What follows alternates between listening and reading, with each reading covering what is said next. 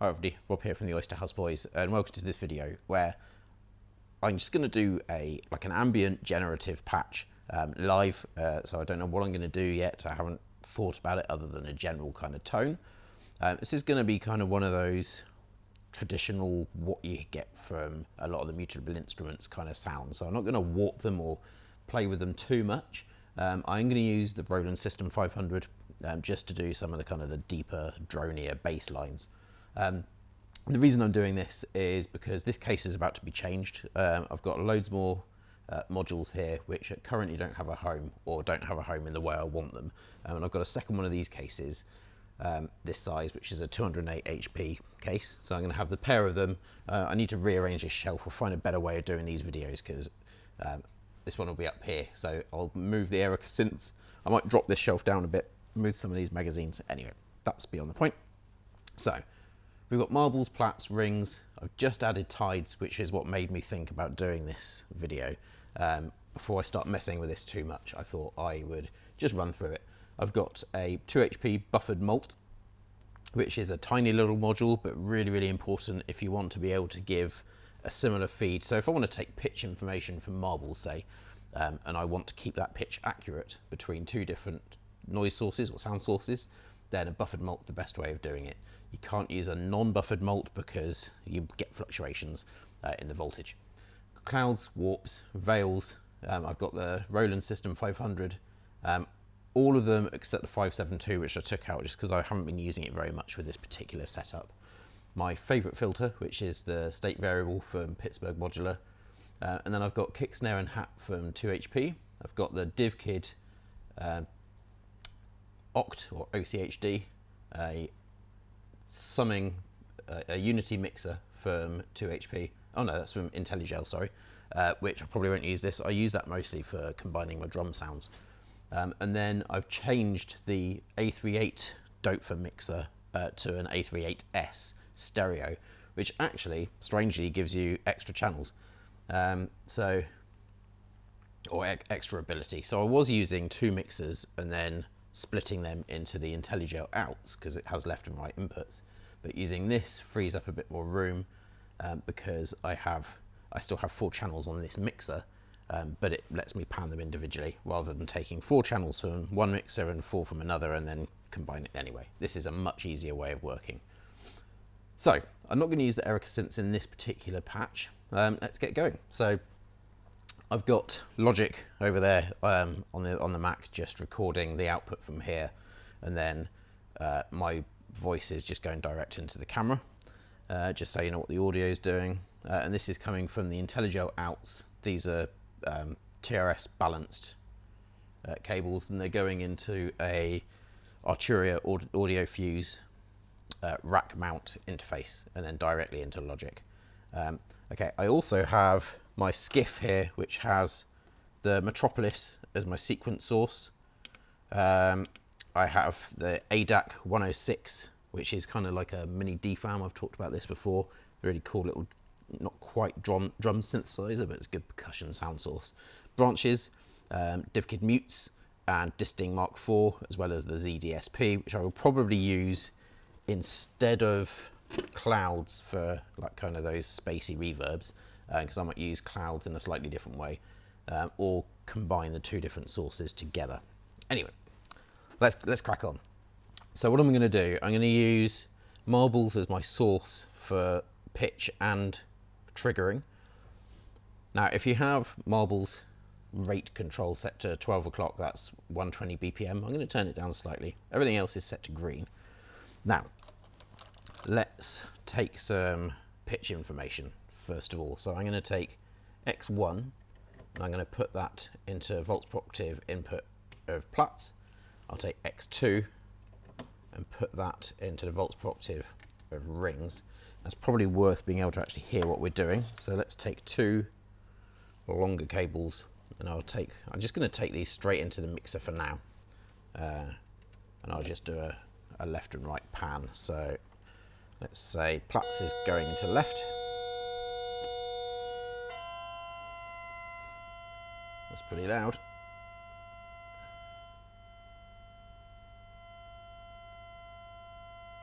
Excuse me while I look at my waveforms in Logic, just to see my gain controls. Okay, so that's looking pretty good. Now, we don't want to hear this, so let's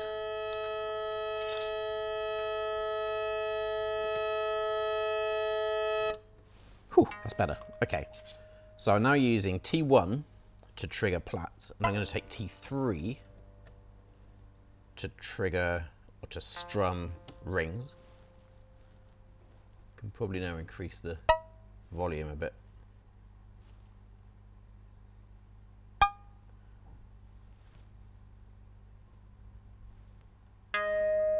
Okay, so I'm going to set plats for now to be kind of this string sound.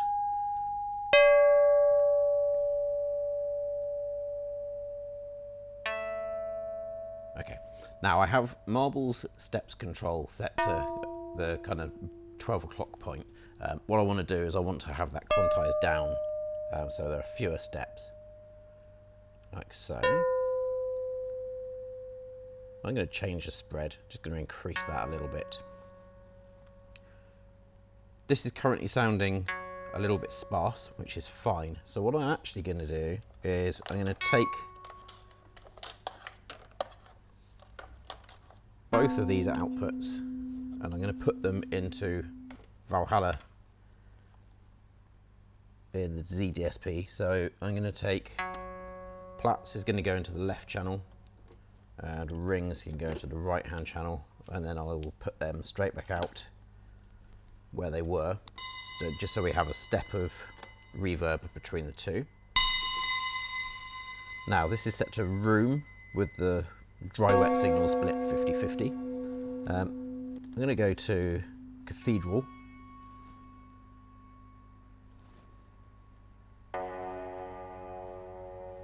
I'm just setting the input levels so that they don't peak too much. A bit more decay, a little bit wetter. Okay, so let's move to rings for a second. Rings I'm going to have set to sympathetic strings, which is the orange mode, and I'm going to have two voices, not quite polyphony, but two notes being able to overlap, which is the orange setting as well with the two dots. Now at the moment, there's not much in the way of motion going on here. It actually sounds quite pretty, but let's take one of my favourite modules and get some modulation going. So I'm going to take a bunch of pink wires, and I'm using divkid's ochd. And I'm going to use this to do a lot of modulation in both plats, but mostly in rings. Okay, so the position control's a little bit like a guitar player being nearer the bridge compared to being at the neck end where you get a looser, less percussive kind of attack. And I like to be able to modulate that. So let's do that one first. And I'm going to take one of the medium speed outputs from ochd for that. I'm going to match that similarly with the next slower down output from ochd into damping. I'm just going to increase the amount there. And I'm going to do the same with brightness, but I'm going to take a faster output from ochd for that.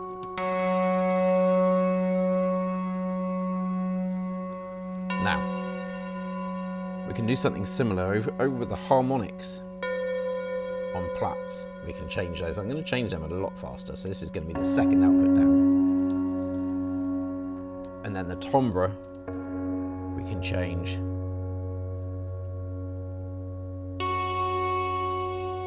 using the top version. Okay, let's just increase the speed. Now, rather than cranking the speed there, we can actually do it by using the clock division button here on Marbles. Now, something I didn't mention earlier is that T2 is kind of like your steady beat, and 1 and 3 at the moment are set to as branches like. Just turn those down a minute. So this is set to branches, which I have here, but this is built into Marbles, and it's a coin toss, which basically decides which way it's going to go. Is it going to go to T1 or T3, with T2 being kind of your steady rate in the middle? And this bias control lets you decide whether you'd rather it was preferring T1, or if you turn it clockwise, whether it's going to favour T3. Now, you can modulate that, which is really good for kind of slowly evolving pieces. You can have it, you know, especially with something like oct, which can evolve over hours and hours, probably even days, which means you can have two very different trigger sources or trigger timings for your different voices, which I think might be interesting. So let's do that. Let's take our very lowest output from oct and just put that into the bias control, and I'll leave it at 12 o'clock, and then the positive and negative will make that favour very, very slowly. It'll morph between the two. Okay, I'll just turn the volume up again just a little bit so we can hear what we're doing, and let's have a think about our bass line. So I'm going to take that central T2, I'm going to put that into actually I want some pitch information first, so I'm going to take X3. Now bear in mind that my step counter here, my step control in Marbles, is pretty much all the way clockwise, which means we're getting no kind of like slew between the two. There's no glide. You put that into pitch, and then I'm going to take an output, and I'm going to use a pulse width, and I'm going to put that into my filter. I'm going to take let's get a longer cable. Let's take a slow output from oct, and I'm going to put that into my cutoff modulation there, so that the oct is now modulating. It's been my third hand on the cutoff wheel. And let's put my output from the filter. I'm going to put that into veils, and in veils, which I will then take. Hope you can see this. I'll take the output from veils with a longer cable. Let's take that one, and I'm going to put that into channel 3. And channel 3, I'm just going to pan hard center now.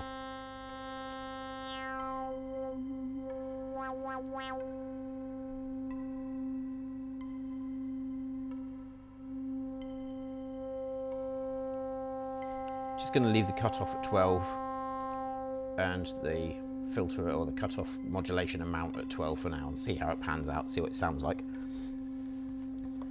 Now I think I would like to modulate the pulse width, and I will take, you know what, I want a faster modulation than this. So what I'm going to do is I'm going to use my buffered mult to take the same modulation. So I'm going to take this one here,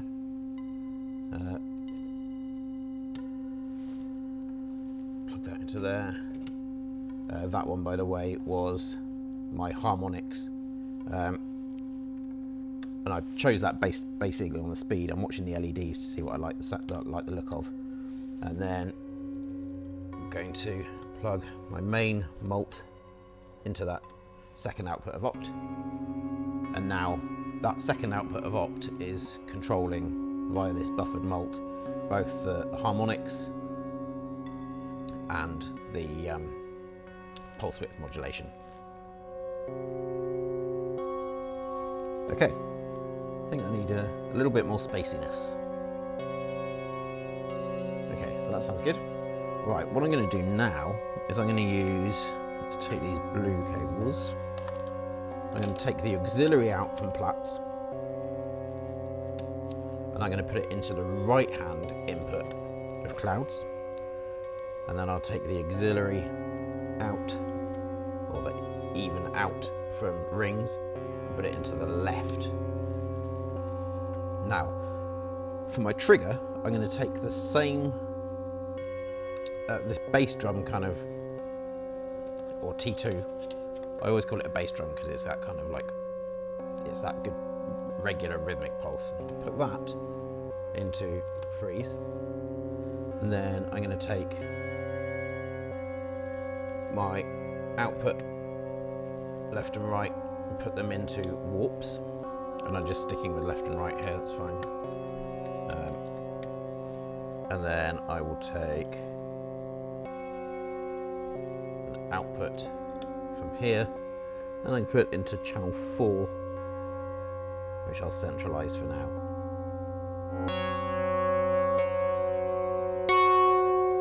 Right, I've just turned down the z-dsp so you can't hear the left-hand channel, the odd and the out from plats and rings. All you're hearing now is clouds and the Roland system. Let's just turn that down a bit. Okay, so I'm going to choose a setting. I'm going to stick for there. You can see it's being frozen up here. Just change the density.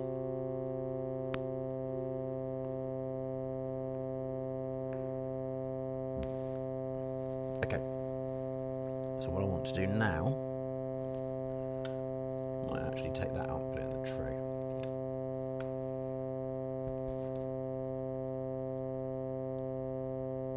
Yeah, okay. I'm going to take second to last output from ochd and I'm going to put that into the position. It should just give us a little bit of movement.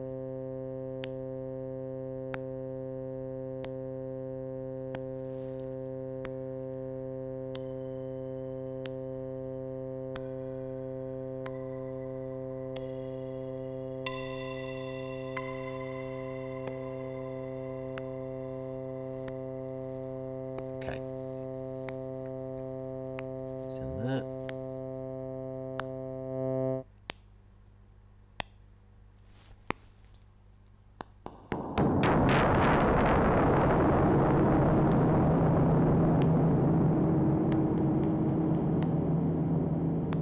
That was me really cranking the density control on clouds, which is really good for getting kind of aggressive but also quite spacey sounds from a more of like a pulse-based sound.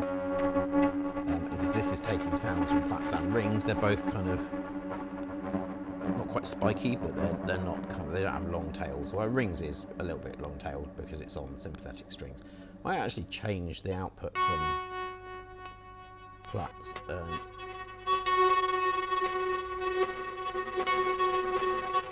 Okay. That sounds good. I like that. Right, so now I can increase the other channels.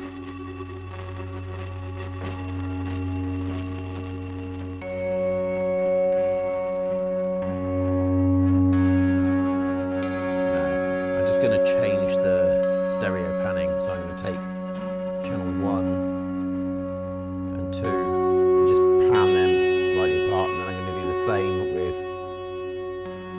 4. I'm actually going to move just a touch to the right. Now, the System 500, I'm going to leave fairly central.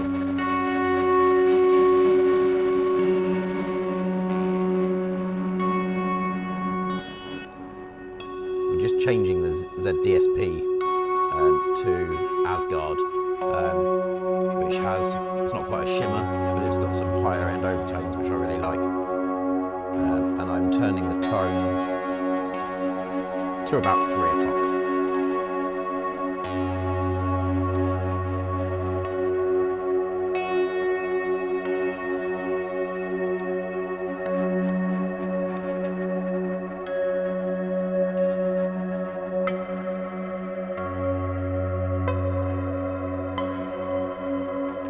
So my Roland is in channel 3, let's just increase the volume. Now this may come back, this may swell up gradually but quite loud because it's got a really, really slow cut-off modulation. You can hear it now.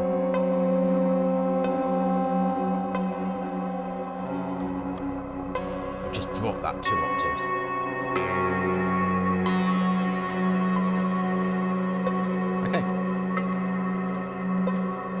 actually sounding kind of, there's a slight bit of menace from the airiness, which I quite like about it. So I've not really done much in the performance way of rigging this or patching this. I've not used branches or mutes or any of those things. This is really just this case and a reverb. So this could just as easily have gone into, you know, Valhalla in the Mac, or it could have gone in through my Big Sky. I'm just going to reduce the sound of that bass a bit.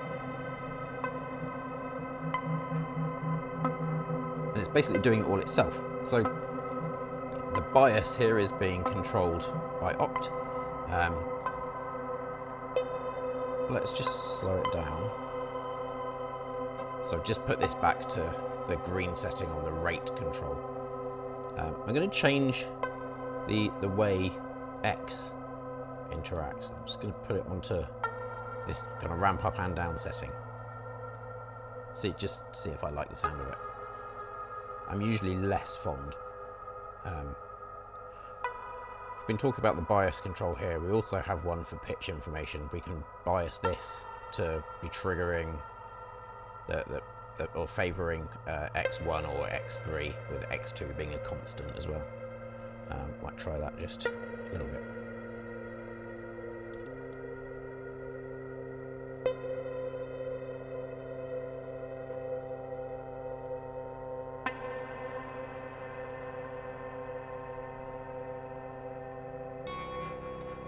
Oh, I like that.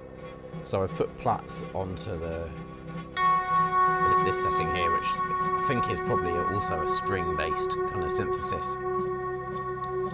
You can hear there's a kind of a resonant peak, which the reverb picks up really nicely.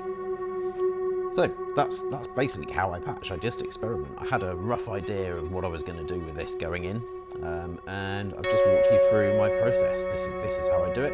So now I'm just going to step back, let it run, and you can listen to it. So thanks very much for joining me. Please do like, subscribe, and you'll be notified whenever I do any more of these. I'm going to be I start next week doing a kind of a Meet the Module series, where I'm going to do, probably not massively in depth, but just a look at individual modules, what they do and how they might work for you. So please join me for those as well. Leave a comment below. Thanks very much. I've been Rob. See you soon. I'll step out of the way now and just let you enjoy.